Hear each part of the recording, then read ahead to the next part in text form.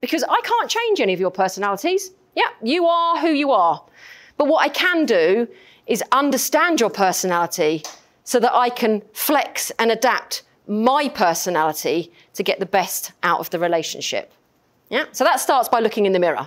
There's lots of other tools out there, but I just use the fundamentals of DISC. We're going to find out today what your strongest personality style is. I actually want us to move in the room. Like I say, I'm going to get you energised. For those of you who said they were outgoing, what I'd like you to do is to get up out of your chairs and head to the back of the room. Before you do it, though, please, because you're so outgoing, you've run. Because you're great, you've got your instruction, but what about the reserved people? Okay, so the reserved people, I'd like you to get up and come to the front of the room here. So if you are task-focused, I want you to be on that side of the room. And if you are people-focused, I want you to be on this side of the room. And there'll be some of you going, oh, I don't know which one. But just for now, choose one. Well, I'm now going to help you all to understand the opposite styles to you. Because you don't need to know about your style, do you?